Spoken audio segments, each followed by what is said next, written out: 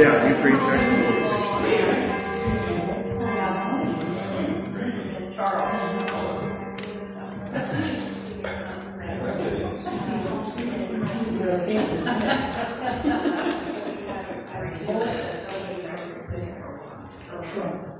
All right, the bell has tolled, so we don't have to ask for who, we know for who. Nice to have everybody here today. Got a few extra people, which is always good. Melissa Van Dyke is here, and she is our representative. She's a write-in because we had some problems with the registration for to be a candidate. Running against Jenna Powell. As is our protocol, anyone is welcome to speak for educational purposes on any kind of politics, so we don't care if you're a Democrat, Republican, Independent, whatever your stripe is, you're welcome to come as long as you're polite. Don't talk nasty things about other people, and you have to tell things that are true. You're not invited here to propagate lies and spread that kind of stuff. But anybody is welcome, so we're not affiliated with any particular party, although if you watch what we do, you'll see which direction we're headed. So I'm going to invite Melissa up when we get done with announcements to do her introduction. Do we have any other announcements? Today is our Ukraine donation day. We are extremely fortunate to have Margaret is going to play her piccolo with a thing from a Ukraine tune, or a Ukrainian classical tune that she's brought. We are really happy to have Margaret back and really happy to have her music back. And we'll do that during the announcement. Yes, or during the... So next week I'm going to drive up to, Denise and I are going to drive up to Yamaway to deliver all the clothing, which is great. I see a lot of coats and things of that nature. Yes. And then, of course, our donations, William's going to take care of that. And so I'm really happy to see what people have done and so on and so forth. And, let's make sure that people get coats for the winter. It's coming up, and I think this is timely because at first when something horrible happens, like Ukraine getting invaded by Russia, and people are quick to donate and so on and so forth, it starts to level off. And I think maybe this is just a really good time to maybe put a little bit more into that. So, and as I said last week or week before, it takes between $6,000 and $10,000 to ship one carton out there. So any donation towards that would be greatly appreciated. I'm sure other people will be great. Yes. Yes. How do we make out our checks? I'm sending it to this church and giving it to Lloyd. You can not to this church. Just put a note on it. Put a note on the check for Ukraine. We talked about it last week, and I didn't think it was quite settled yet. Well, it wasn't quite settled last week. I have an announcement. Yes. I'm stealing Kenny's thunder. I think this is his job. Next Sunday, the time changes. Oh, yes. So sleep another hour. We'll have 2 services. I'll probably be here early because I'll forget. So that'll work through. Ukraine, we have the fish thing. If you want to make a donation specifically for Ukraine, you can put cash or whatever in the fish thing. The church is actually writing a check, and the church is going to supplement whatever is donated here. El Dorado is collecting, and El Dorado is collecting coats, and Lou's going to go over there after church today and pick up their coats. So we've done fairly good on that. The clothes are welcome. This probably goes in joys and concerns, but I'm sure you've seen on the news where now Russia is attacking the energy grid of Ukraine. And 30 to 40, almost 50% of their lights, their electricity, they've hit the substations and the power stations. They're basically just trying to drive them back into the Stone Age. These people have no conscience whatsoever, and I'm not sure what anybody can do about it. So just keep that in your thoughts, and remember that as you try to help out the people in Ukraine. Any other announcements? I have an announcement. Yes. I'm Melissa's campaign assistant. Our signs are in, so please come to us and we will get you a sign put in your yard if you'd like. We have plenty. If you know anyone that would like to put a sign up, we have plenty. So just come to us, let us know. Where's Emerson? I thought he was here. Oh, okay. Emerson has signs out on his thing by the snack shop. Do you have one there yet? Yep, I was the first one here. Okay. I've got one at my house, and I've got one at my house in Wayne Lake. So if anybody else would like a sign, this is for the 80th Congressional, Ohio Congressional. Any place, if Jenna Powell's on your ballot, that's where a sign would be appropriate. And actually, if you want to take signs and put them out at intersections, even if it's not the intersection, people from Dark County drive through other counties, so it's pretty much you can put it anywhere if we can get them out. Because we're getting down to the wire here. All right, any other announcements? All right, we're going to hear "Oh, Worship the King" for our prelude.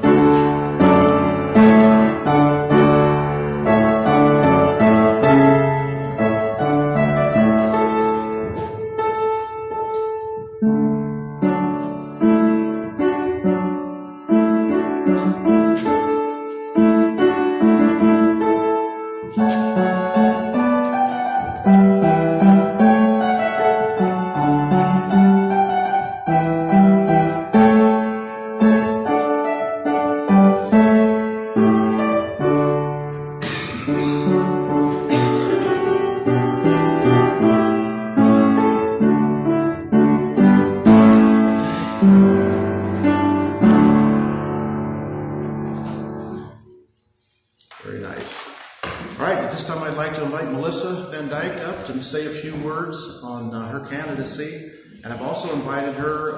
Anybody is welcome to come and fill a speaking slot here. If she wants to come up sometime in the future and give us an overview of what's going on in the Ohio legislature, I think that's what stimulated her desire to run as a candidate, and we could all use an update on that. So, Melissa?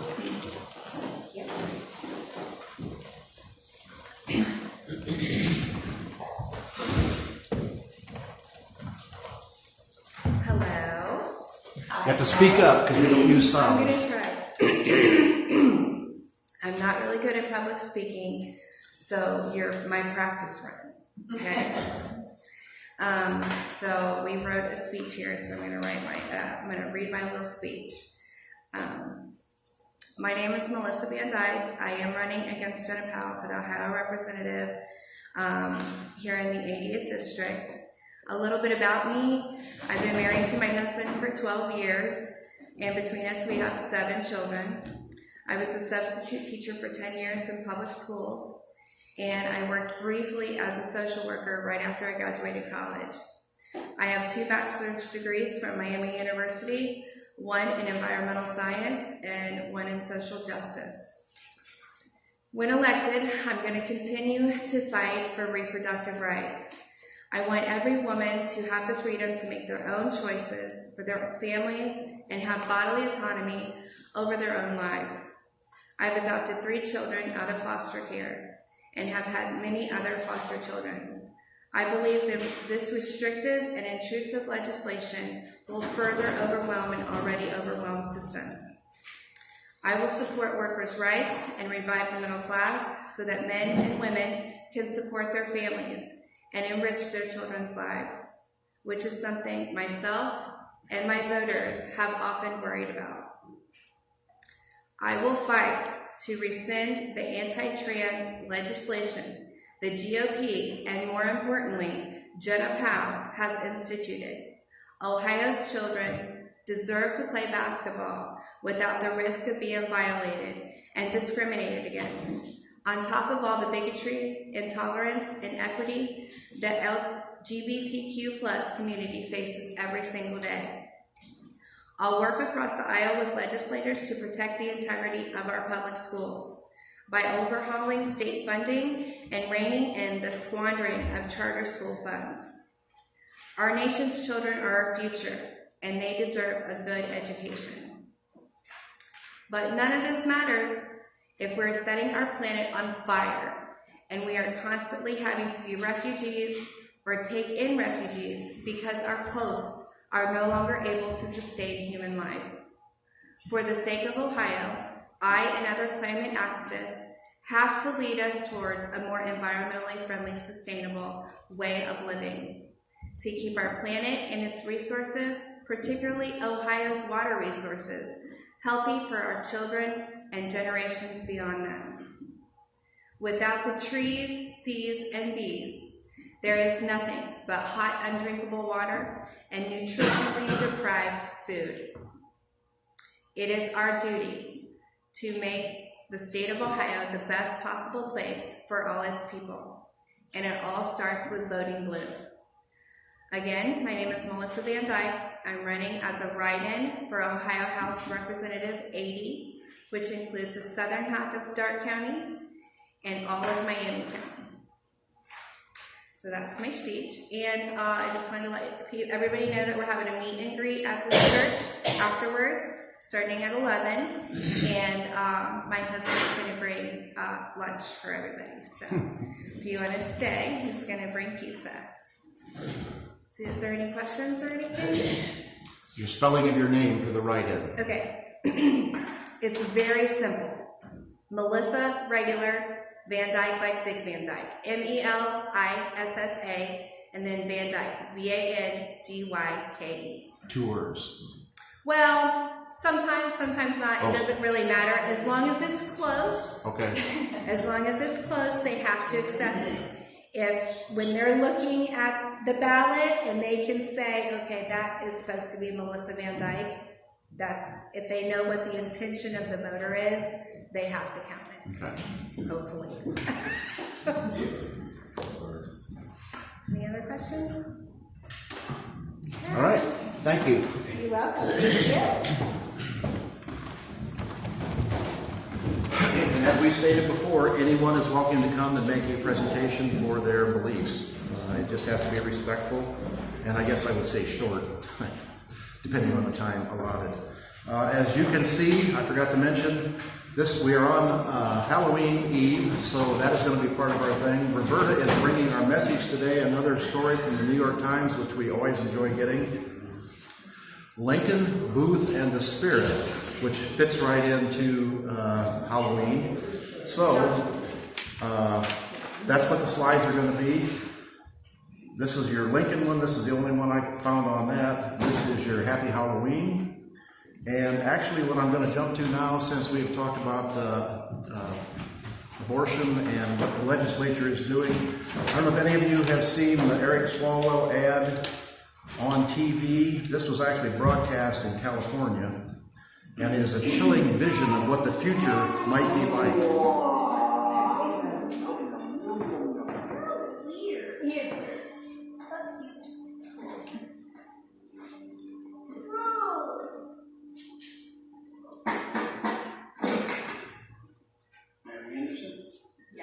I have a warrant for your arrest. Penal Code 243 violation. Unlawful termination of pregnancy. You gotta be kidding me. That is my personal business. That's for the courts to decide, ma'am. Your medical records have been subpoenaed, and Dr. Land is already in custody. No, you can't just... You will have to submit to a physical examination. What? Don't touch him. Here, turn around. Put your hands behind your back. Now.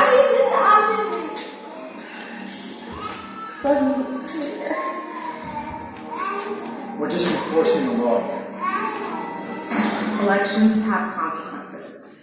Vote Democrat on November 8th. Stop Republicans from criminalizing abortion everywhere. Protect women's rights and freedom. Please don't do this. Please.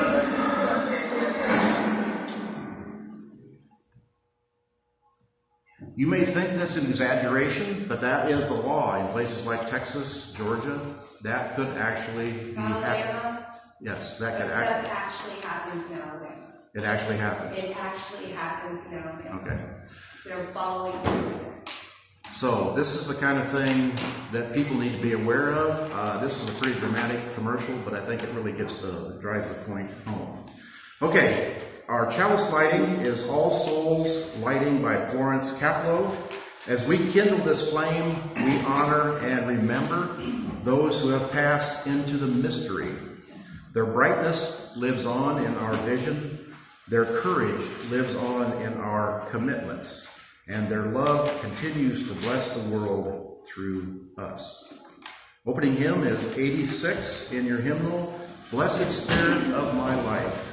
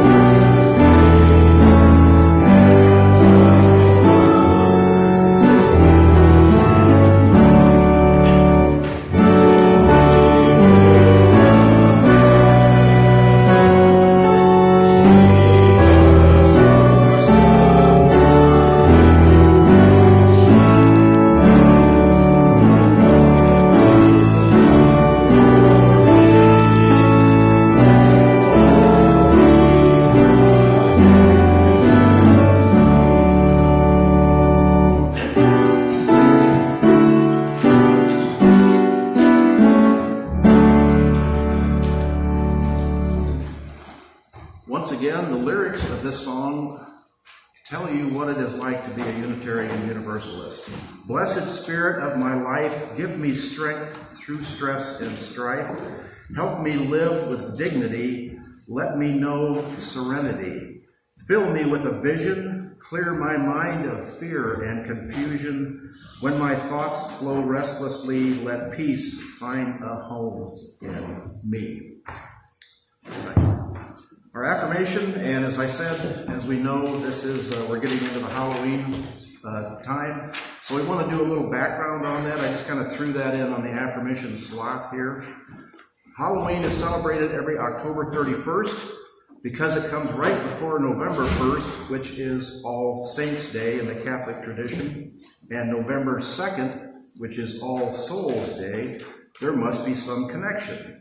Halloween is a contraction of All Hallows Eve, the day before All Hallows Day, or All Saints' Day. Hallow comes from the Middle English word hallway, H-A-L-W-E, which means a saint or a holy person. The celebration of All Hallows Eve and All Hallows Day can be traced back to the Celtic festival from around the 9th century called Samhain. The celebration starts on the evening of October 31st to the first day of November every year to welcome the new harvest. The Celts are said to have believed on the eve of Samhain, the worlds of the living and the dead collide. Everyone, therefore, had to leave offerings on their doorsteps, use a disguise, and light bonfires to fend off any ghosts or supernatural beings whom they might encounter during the festival. And there we have the origins of Halloween. And confusing they are. All right, our children's story in honor of, if I can find it, there we go. This is a Ukrainian children's story. Lou suggested it, and I found it online, so we'll see if it comes through. The Mitten, adapted, illustrated by Jan Brett. This is a Ukrainian folktale. Once there was a boy named Nicky who wanted his new mittens made from wool as white as snow.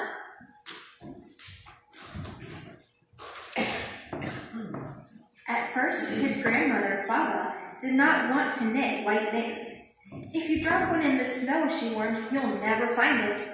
But Nicky wanted snow white mittens, and finally Baba made them.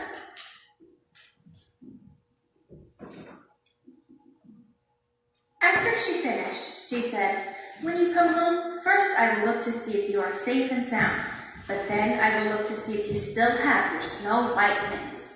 So off Nicky went, and it wasn't long until one of his new mittens dropped in the snow and was left behind. A mole, tired from tunneling along, discovered the mitten and burrowed inside. It was cozy and warm and just the right size, so he decided to stay. A snowshoe rabbit came hopping by. He stopped for a moment to admire his winter coat. It was then that he saw the mitten. He wiggled in, feet first.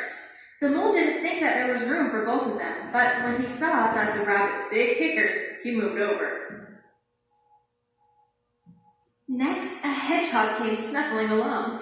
He spent the day looking under wet leaves for things to eat. He decided to move into the mist and warm himself.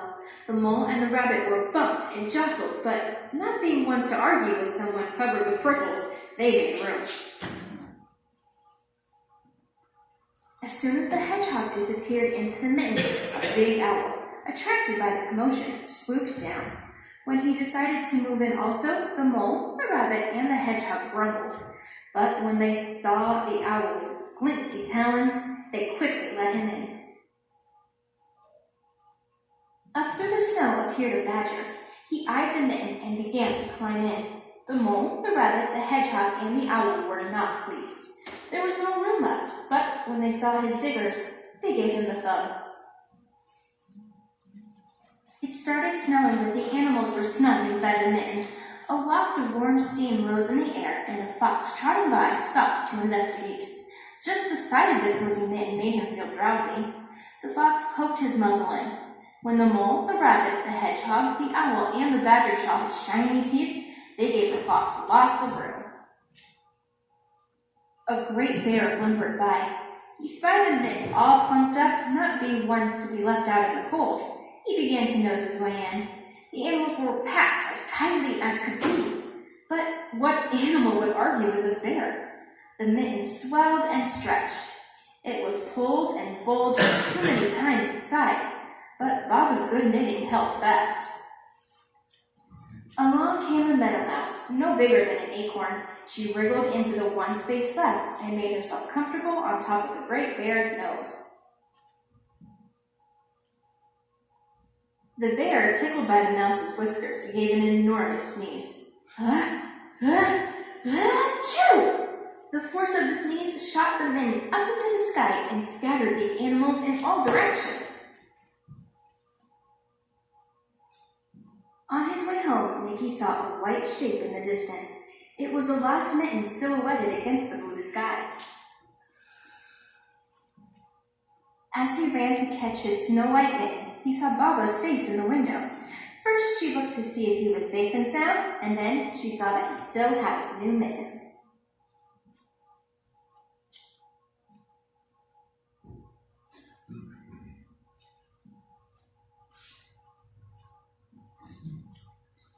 I love foreign children's stories. They make no sense whatsoever, but they are fun. I have a feeling in a reality world, a lot of those little inhabitants would have been inside the other inhabitants. They would have been put in a room with a mitten. All right. Okay, joys and concerns.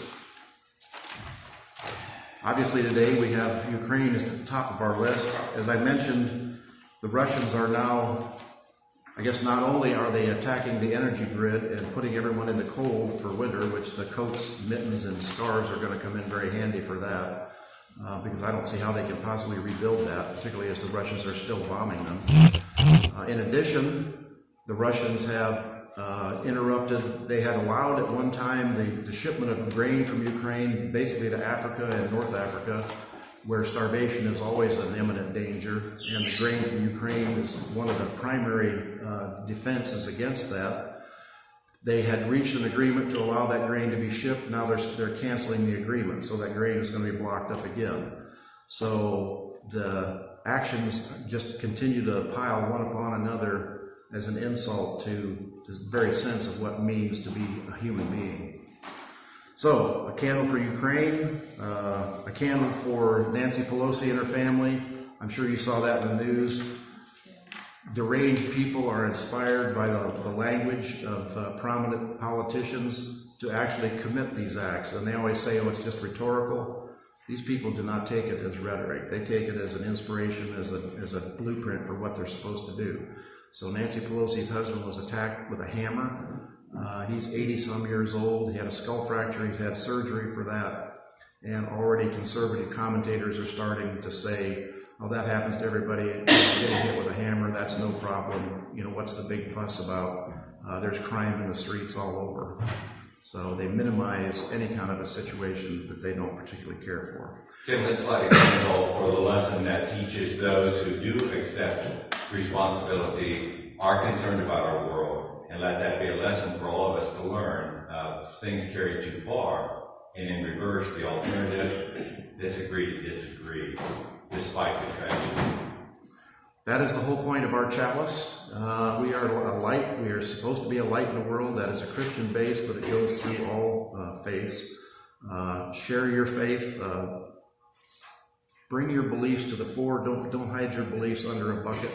I applaud Melissa for standing up in Darke County and putting her name out, because you will get, if your name is known as being a liberal or a Democrat in Darke County, there will be problems. And it takes a degree of bravery to actually stand up and put a name on the ballot. And I would encourage anybody else. I just voted absentee for Preble County. There were like 5 positions that the only person listed was a Republican. No Democrat even ran, which means sometime in the future I'm going to have to do that too, just so I can make my words, my actions follow my words.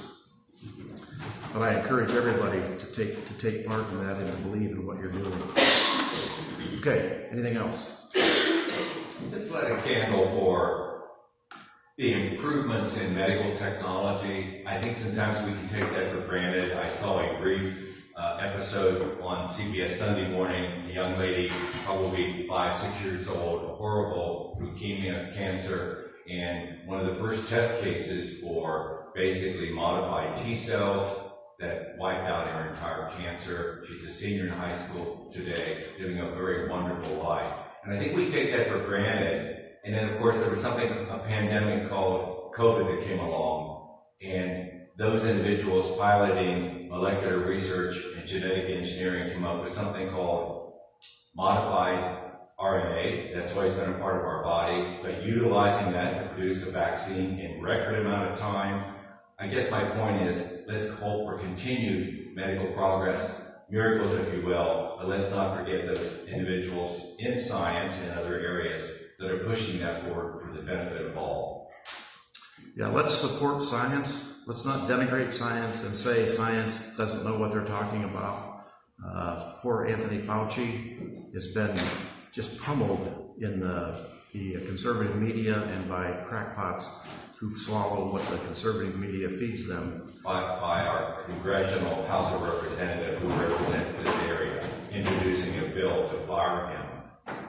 Yeah, that I was not aware of. So we need to bring this information forward so people know what these people do. A lot of people don't pay much attention, and we'll count on Melissa to keep us up to date on that. So, anything else?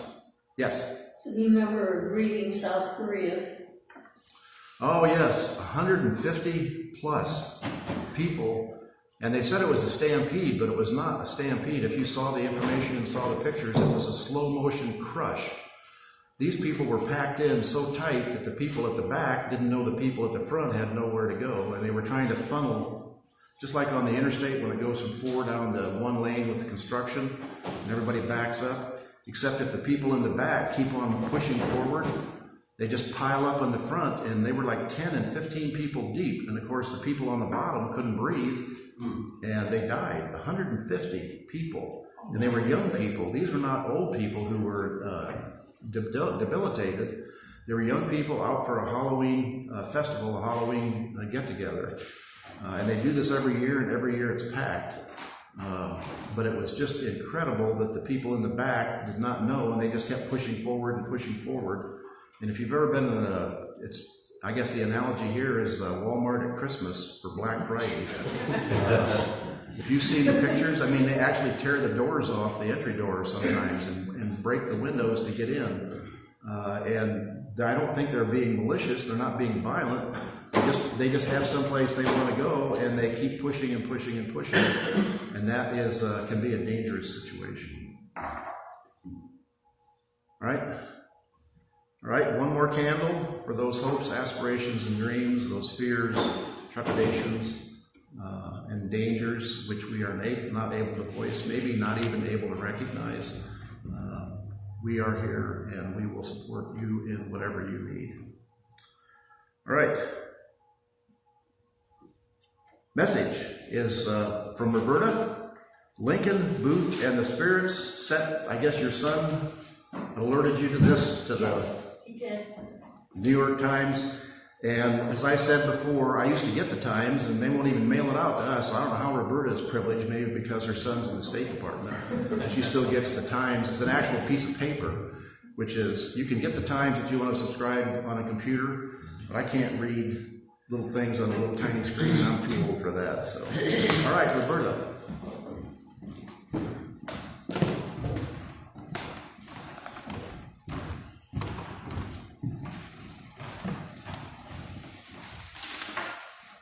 This is small print. I hope I can see it. We are getting the light done this week, the burned out light. The other thing, where's Chaz? The light that's on the flowers back there, I think we could tilt that one the other direction. In fact, I may get a long pole and see if I can just bring it so it shines on the podium. We'll try that. Okay. These are about throngs of unseen people. And the title is In the Houses of Their Dead, the Lincolns, the Booths, and the Spirits. And the paper is by Terry Alford. Alford. When 11-year-old Willie Lincoln died of typhoid in the White House in February of 1862, his parents were devastated. For weeks, President Lincoln held solitary grieving sessions every Thursday, the day of his son's death. Mary Lincoln swung between agonized sobbing and passive despair. She wore mourning, that is mourning, clothes for months, rode on stationery trimmed in black, and could not bear to look at the photos of Willie or enter the room in which he had died.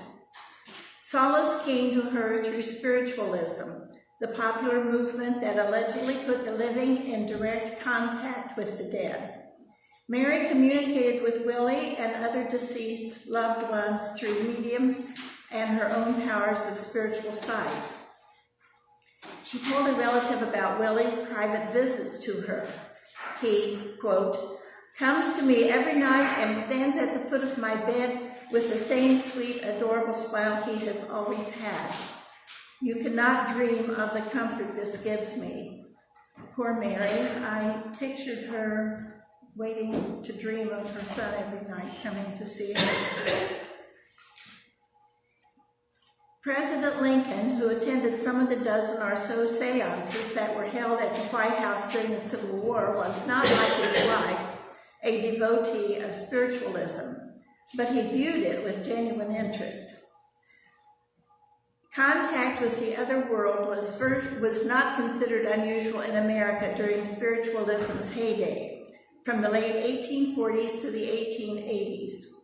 Rooted in various kinds of mysticism, spiritualism mushroomed in America during the 1840s, an age of marvelous inventions, notably the telegraph, which was first demonstrated in 1844. If communications could travel thousands of miles within seconds, surely the spiritual telegraph could connect the living and the dead through what was thought to be invisible electromagnetic fluid. Emma Harding's Britain, a leading spiritualist, wrote, quote, "Our city streets are thronged with an unseen people who flit about us, jostling us in thick crowds and in our silent chambers, in our secret closets." In 1848, 14-year-old Margaret Fox and her 11-year-old sister Kate claimed to hear rapping sounds in their upstate New York house. The rapping sounds supposedly were produced by a spirit they called Mr. Splitfoot. The Fox sisters traveled the country giving seances and became celebrities. Imitators proliferated and the spiritualist craze swept America. People gathered in the presence of a medium, often a young woman, whose special powers resulted in miraculous signs from beyond. They could hear knocking, musical sounds, ghostly hands, objects rising in the air, and so on. At the peak of the spiritualist movement, some of the leaders claimed 11 million adherents nationally, almost a third of our population at that point. Among those who took up spiritualism were the abolitionist William Lloyd Garrison, the women's rights advocate Sojourner Truth, the anti-slavery novelist Harriet Beecher Stowe, the progressive journalist Horace Greeley, and the radical Republican Congressman Benjamin Wade, and Joshua Giddings. Walt Whitman attended at least one seance and counted the spiritualist among the lawgivers of poets.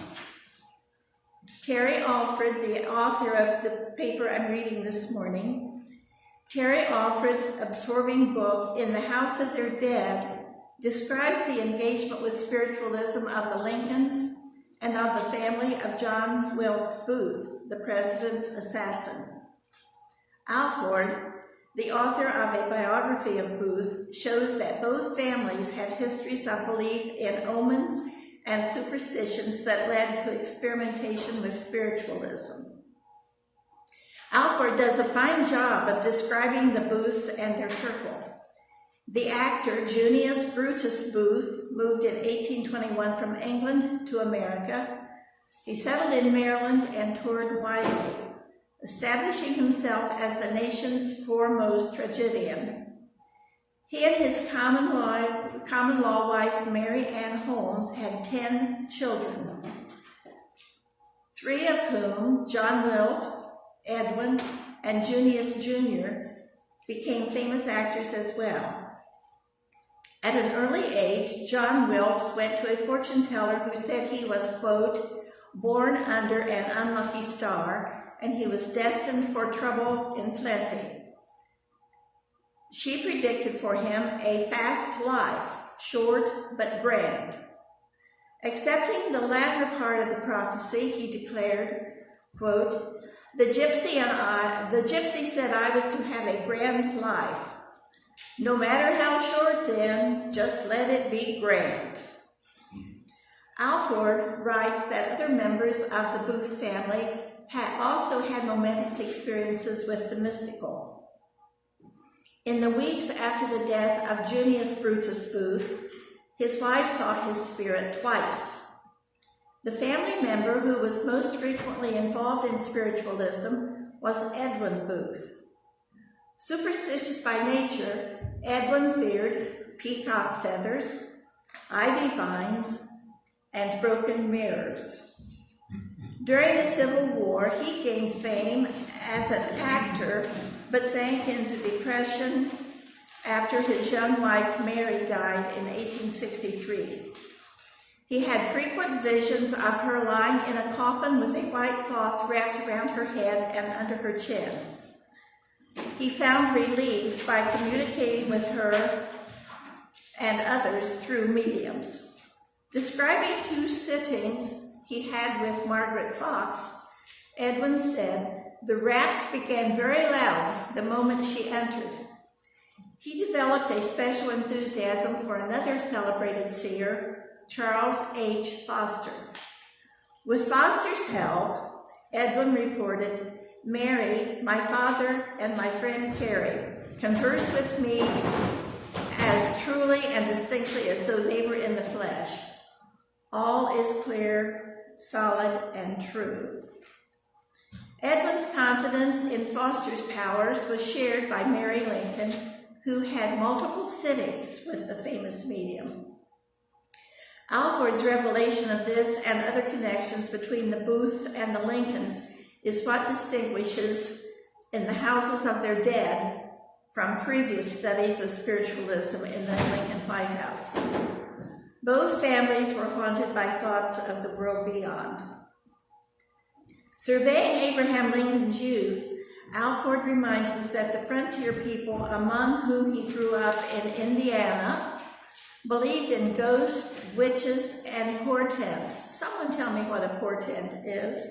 I meant to look that up, and Something I forgot. that may happen in the future. It's like a prediction of the future. A prediction of the future. Yes. Okay. The Indiana people believed in ghosts, witches, and portents. They planted crops according to phases of the moon, and they searched for water by using hazel sticks. We still do that. Do they still do that? We still plant by the phases of the moon, and we use 2 coat hangers. And if anybody wants to try it, you bend the coat hangers in a T shape, and they will cross wherever there's a tile. Oh, okay. That's nice to know. Thank you. Lincoln, though rightly remembered as a rational pragmatist, was at the same time superstitious. His longtime law partner, William Herndon, wrote that Lincoln's superstition ran through his being like a bluish red vein runs through the whitest marble. Another lawyer recalled him saying that he heard phantom voices when he was alone in the woods. Lincoln declared, "Once I heard a voice right at my elbow. I heard it distinctly and plainly. I turned around expecting to see someone to find out who this was by me, and no one was there but the voice." Although as a young man Lincoln had said that he had double doubts about an afterlife, he clung to the hope of one. When he and Mary lost their son Eddie, who died at 3 in 1850, they consulted what Lincoln called 3 good women who were in touch with the spirit world. This was according to a woman who worked for the Lincolns. As president, Lincoln was fascinated by Mary's mediums, especially Natty Colburn, a slim, curly-haired woman in her early 20s who conducted seances in the White House. Colburn channeled many spirits, including Pinky. She was an ancient Aztec princess. Bright Eyes was a diminutive Native American woman. Priscilla Alden, who we all know of Mayflower fame, and Dr. Bamford, a physician from Colburn's Connecticut childhood.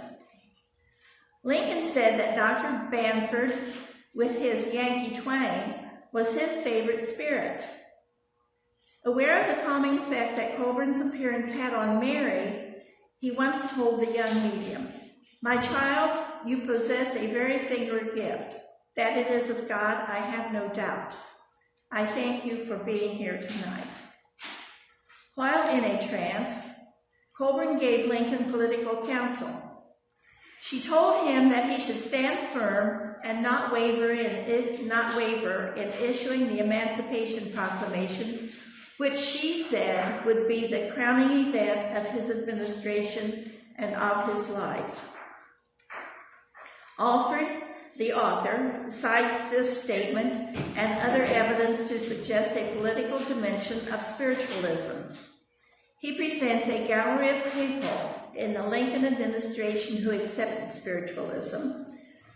That included the Treasury Department clerk John Pierpont, Thomas Gale Foster in the War Department, Cranston Laurie in the Post Office Department, and Commissioner of Agriculture Isaac Newton, who arranged visits of mediums for the Lincolns.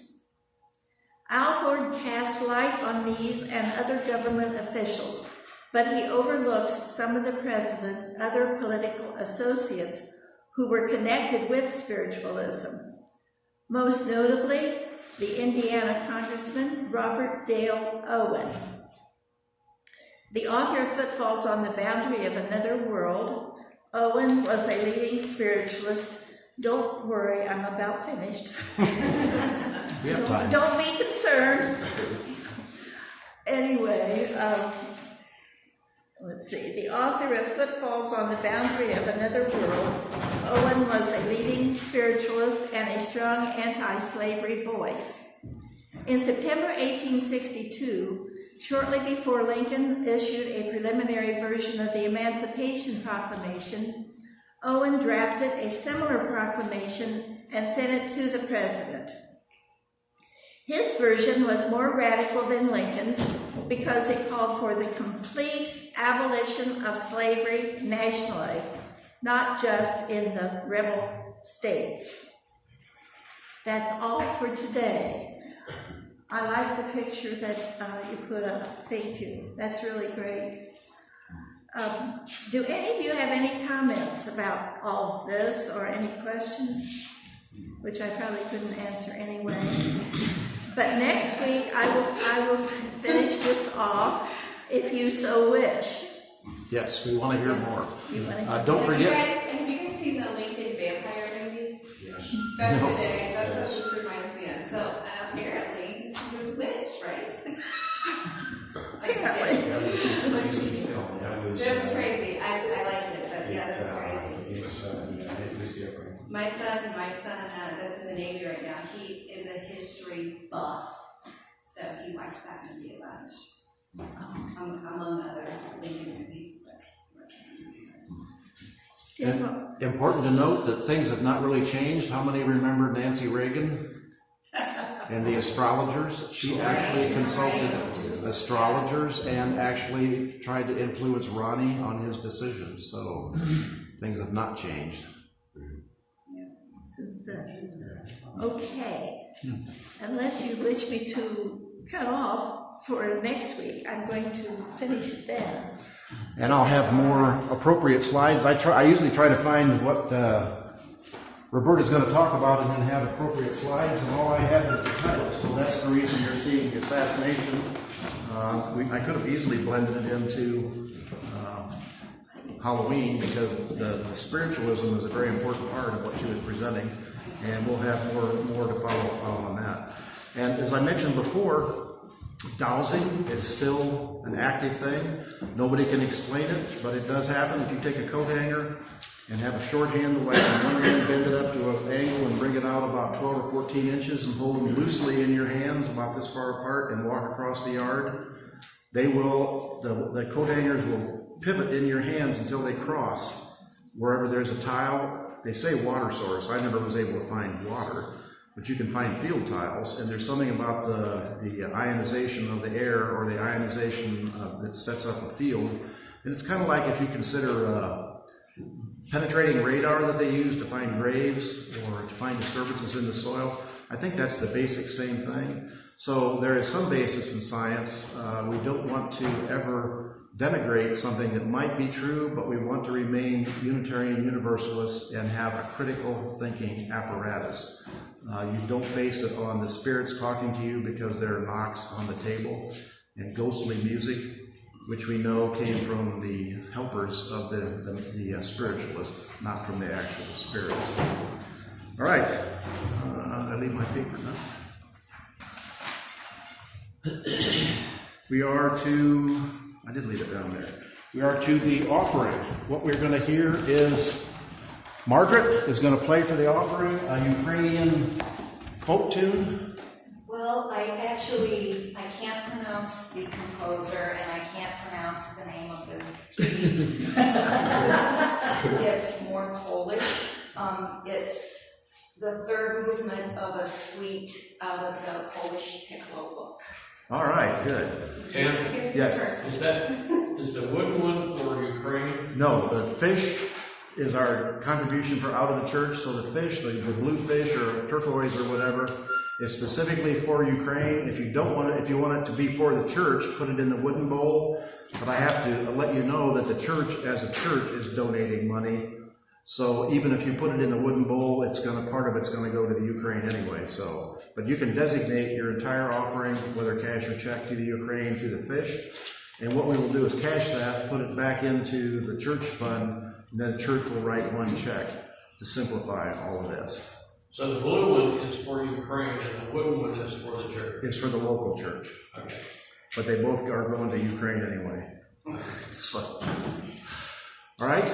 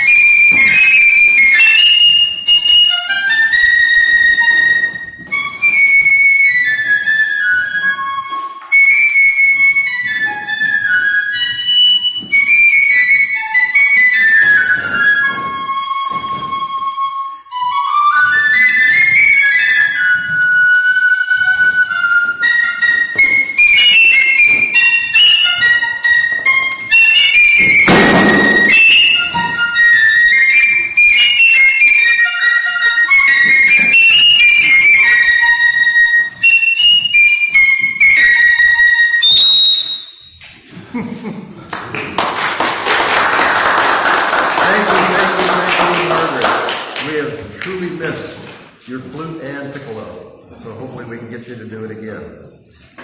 Okay. Doxology, you want to play the...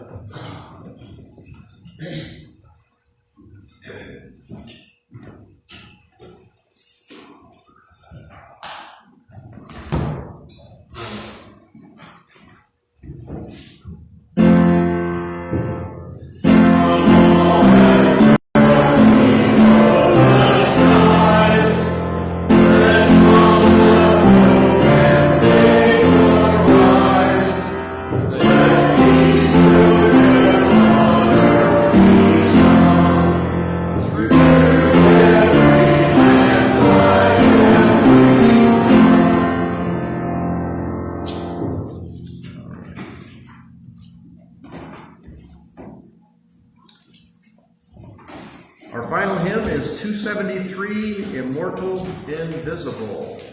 And our last slide is Harvest in Ohio in the Fall. You have the leaves, you have the corn stalks, and you have the green, red, yellow. I think there's a couple other colors that you'll see out in the fields. Be careful on the roads.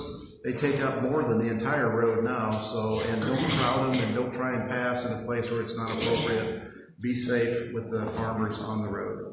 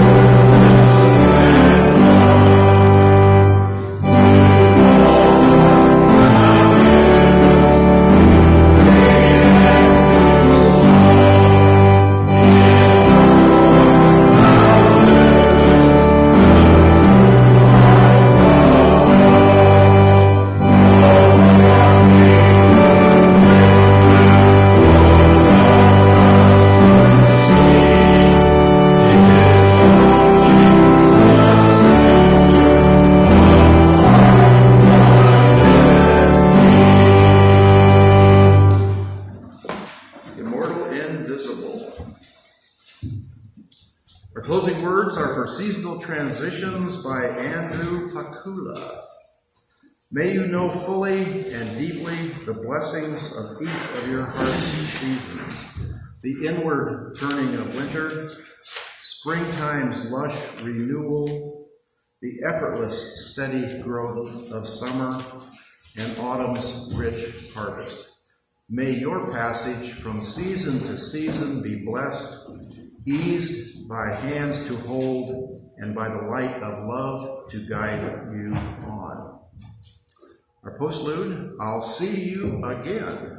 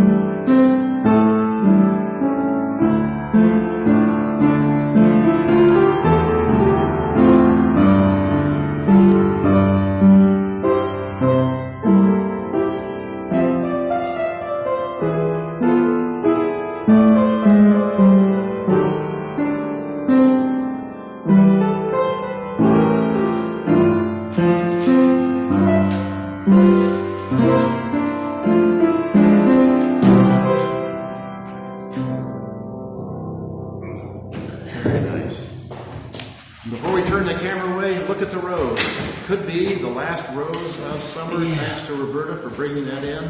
That thing has been faithful all summer long. So thankful to Roberta for bringing the message today and the music, and Lloyd for the music. Thanks for Melissa for opening our eyes a little bit wider on the realities of legislature. Coffee cake is back there. There's hot water for coffee. My understanding, right, your husband's bringing pizza? Yeah. Okay, pizza. You should be here between 11 and 11:20. And we can make lemonade. I'll go down and get some ice cubes. He's bringing 2 beers too. Oh, We've got cups, plates, everything is bringing. Everything is self-contained. She's a natural politician. Please remember, wear your mask when you're out in public. Nobody does in Dark County. The vaccination rate is low, but the virus is still spreading, and there's still like 300 to 400 people a day dying in the United States. Don't be one of them. That ends our service at First Universalist Unitarian at New Madison.